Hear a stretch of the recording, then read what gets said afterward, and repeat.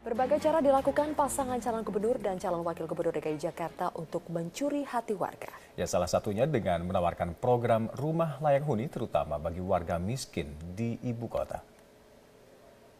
Dinas Perumahan DKI Jakarta mencatat sejumlah permasalahan perumahan warga Jakarta, antara lain kekurangan atau backlog hunian sekitar 300.000 unit, kemudian kepemilikan rumah yang tidak mencapai 50%, serta pemukiman kumuh dengan luas sekitar 1.000 hektar yang tersebar di sekitar 13 sungai di DKI Jakarta.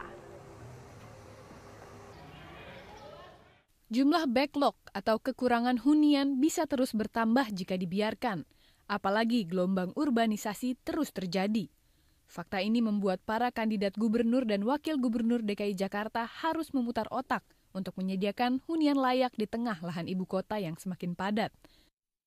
Calon gubernur DKI Jakarta nomor urut 1 Agus Yudhoyono berkomitmen menyiasati permasalahan ini dengan membangun 700 menara rumah susun.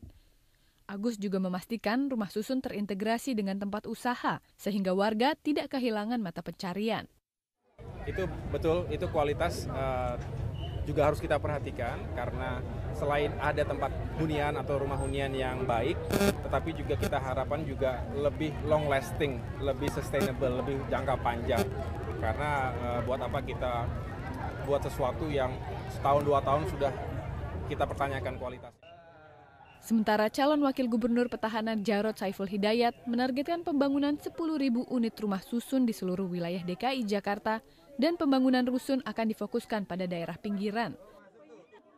Jarod juga memastikan warga yang tinggal di dalam rusun memiliki akses transportasi yang terjangkau, sembako, serta bantuan pendidikan yang disalurkan melalui Kartu Jakarta Pintar.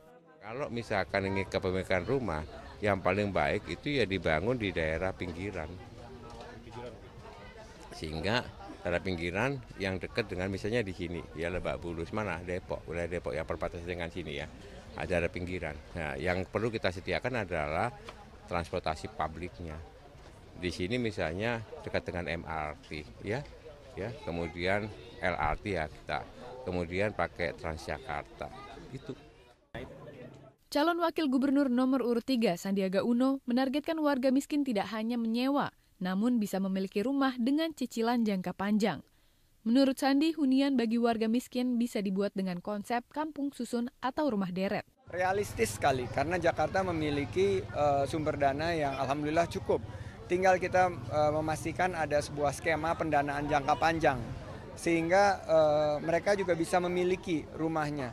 Mereka bukan hanya menyewa tapi mereka ada sesuatu yang nanti mereka akan wariskan kepada anak keturunannya.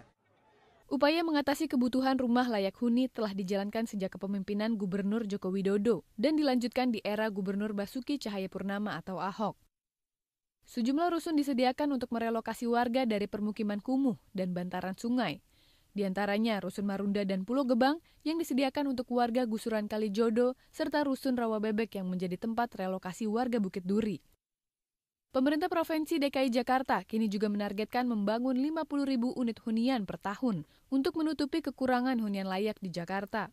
Hunian tersebut diperuntukkan bagi warga dengan perekonomian menengah ke bawah. Tim Liputan